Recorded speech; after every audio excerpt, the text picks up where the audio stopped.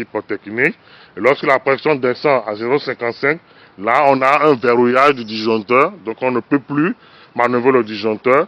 Pour certaines installations, on prévoit que à cette valeur de pression là, pour éviter des problèmes d'exploitation, on prévoit en même temps à cette valeur là le déclenchement du disjoncteur, ou bien lorsque le disjoncteur, à l'intérieur du disjoncteur, la pression atteint cette valeur, vous avez encore la possibilité d'ouvrir une dernière fois le disjoncteur, mais pas la possibilité de fermer. Donc tout ça, ce sont quelques petits trucs qu'on ajuste avec les fabricants lorsqu'on veut commander ce genre de matériel.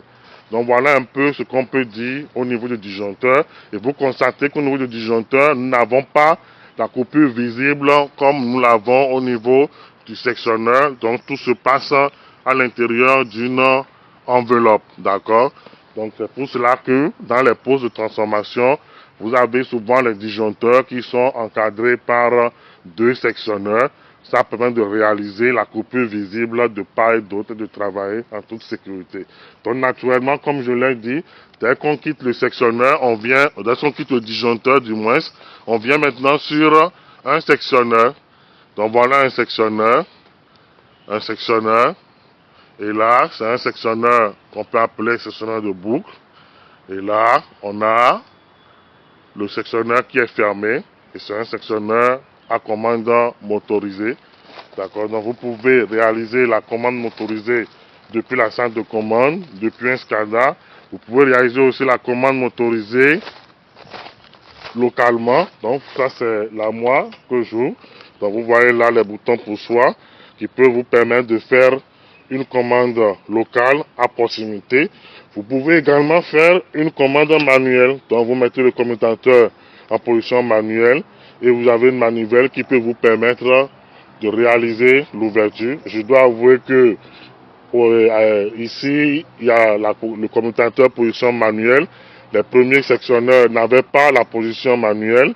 Donc parfois, en manœuvrant le sectionneur en position manuelle, lorsque quelqu'un lance un ordre de fermeture de quelque part, vous avez le moteur qui s'enclenche et ça a tendance à vous abîmer les bras. Donc aujourd'hui, les choses ont beaucoup évolué. Il y a commande électrique, commande manuelle, hors, ainsi de suite. Donc, quand vous êtes sur hors, ou bien sur commande manuelle, c'est que tout ce qui est électrique doit être coupé. Donc, voilà un peu ce que nous avons au niveau de notre sectionneur. Donc, à part le sectionneur, on voit notre équipement qui est le frère du transformateur de tension. Donc, c'est le transformateur de courant. Donc vous voyez que lui, contrairement au transformateur de tension, il est branché en série dans le circuit, dont le courant entre et puis le courant sort. D'accord, donc lui il est branché en série. Et son rôle c'est de transmettre une image de l'intensité du courant qui traverse le circuit.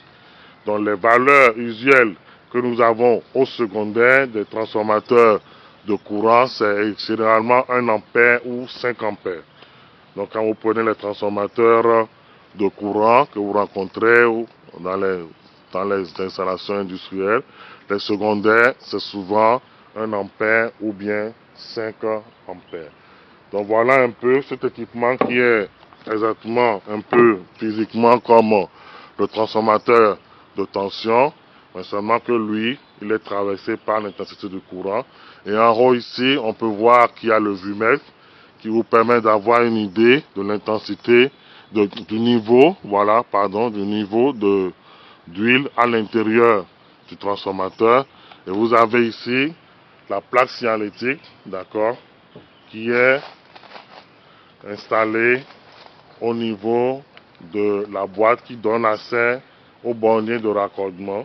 Et lorsqu'on quitte les borniers de raccordement, comme au niveau du transformateur de tension, nous avons d'accord la boîte de regroupement qu'on appelle souvent boîte de regroupement, bien coffret de regroupement TC. D'accord, donc coffret de regroupement TC. Donc on regroupe d'accord tout ce qu'il y a comme information au niveau des 3 images, des 3 TC, on les regroupe ensemble dans une boîte dans un coffret avant d'aller au niveau du relayage. Donc après ça maintenant, nous avons une deuxième série d'équipements. Donc là, c'est encore des parafoudres qui sont installés tout juste avant le transformateur. Donc on a des parafoudres. Et maintenant, après les parafoudres, toujours dans le rôle est de protéger les appareillages contre les surtensions, essentiellement celles qui sont produites par les décharges atmosphériques. Donc après, on a l'équipement même qui donne son nom au pot de transformation, donc le transformateur de puissance, d'accord, c'est lui qui est là, et son rôle, c'est de transformer la grandeur, les grandeurs électriques, tension et puis courant. Donc généralement, dans les postes de transformation électrique, généralement vous avez des transformateurs, plusieurs types de transformateurs. Certains transformateurs qui peuvent être des abaisseurs, surtout au niveau des postes sources. Au niveau des villes, vous avez beaucoup plus de transformateurs qui vont abaisser la tension du moins qui a été transportée sur plusieurs kilomètres suite à l'énergie produite par des centrales qui sont elles également éparpillées un peu partout dans le pays compte tenu des potentiels de chaque zone en matière de production d'un type d'énergie donnée. Donc on essaye de rassembler, on fait un mix énergétique et c'est ça qu'on prend, qu'on distribue un peu partout dans les États. Donc voilà un peu comment ça marche. Donc ce transformateur que vous avez, c'est un transformateur 161 20 kV, d'accord, de 19 MVA qui a servi dans un pot de la CEB. Il a été installé depuis les années 1972, d'accord, par Canadien Général Électrique. Donc voilà un peu, aujourd'hui il n'est plus en exploitation et il sert ici comme de poste didactique. Donc ici on a les traversées, la cuve, le compartiment du régleur, le conservateur. On a encore les indicateurs de température qui sont là. Ici on a sa résistance de point neutre.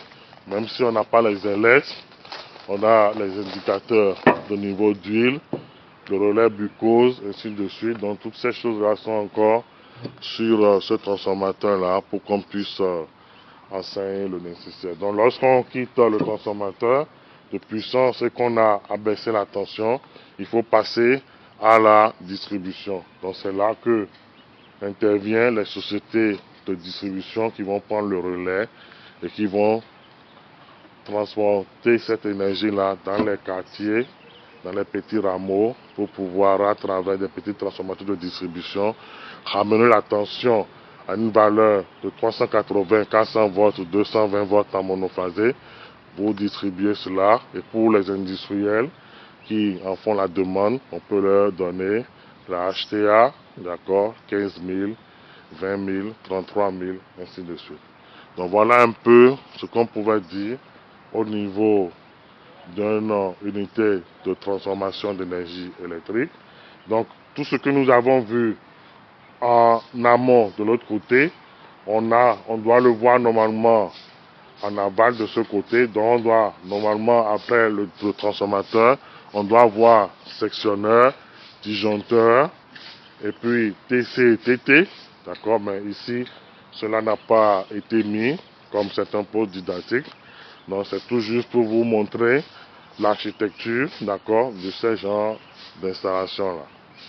Donc nous avons tout juste derrière là la salle de commande. Donc c'est là-bas que nous avons tous les relais de protection. Nous avons les organes de contrôle commande. Donc aujourd'hui, on ne va pas aller là-bas, mais on va se contenter juste de la présentation que je viens de faire pour que vous ayez une idée, d'accord, de ce que c'est qu'un poste de transformation d'énergie électrique. Que je rappelle qu'un poste de transformation d'énergie électrique, c'est une unité de production industrielle dont le rôle principal est de modifier les grandeurs, courants et tensions de l'énergie électrique. Voilà le rôle principal d'une unité de transformation d'énergie électrique. Merci beaucoup.